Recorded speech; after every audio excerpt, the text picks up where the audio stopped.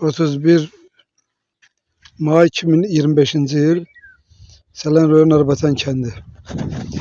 Azərbaycan Respublikası Könüllü Nəzarətçilər İctimai Birliği Selen Regional Teşkilatı.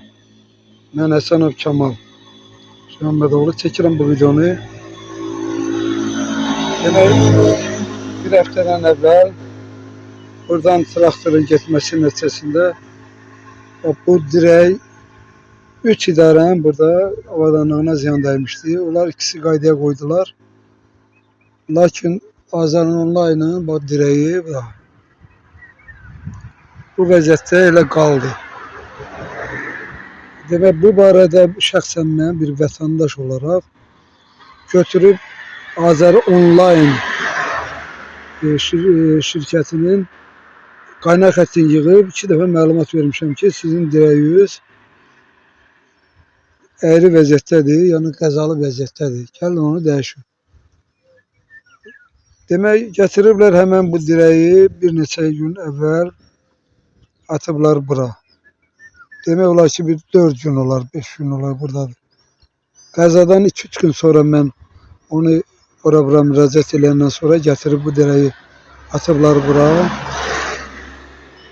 Lakin demək, həmən dirək hələ də bugünə qədər bu vəziyyətdə qalıb, dəyişdirilməyib. Burada Selen Rayon Arbatan kəndidir də.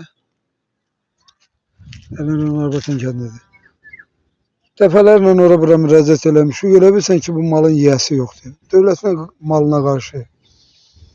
Dövlət xərc çəkib, xalq üçün 3 provayder, 4 provayder burada bugün internet satmaqla məşğuldur. Yəni, Azərbaycan dövlətinin yaratdığı imkanların nəticəsində olub. Azər Online da çəkib 2 kabel gedir onun üzərindən.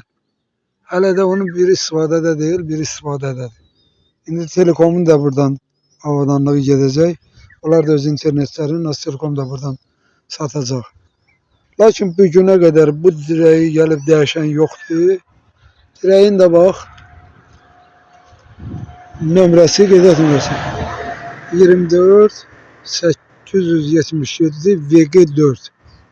Yəni bunlar nömrə iləndir də. Yəni bu, əgər bu 877 nömrəli dirəkdir. Eğer bu direğin nömrəsini deyiləcəksə, demək, bilinir ki, bu dirək haradadır. Bu vəziyyətdə bu dirək qalıb.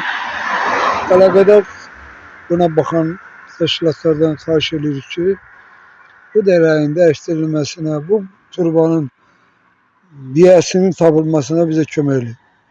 Elə bilsən ki, bu mal bunlarındır, bu yiyə çıxan yoxdur. Bu turbanı atıblar, bir axırı bir kimsə oğurlayacaq, aparacaq, sonra da gəlib kimdənsə yapışacaqlar. Bu vəziyyət. Xahiş edirik ki, bu barədə tədbir görülsün. Hörmətlə Həsənov.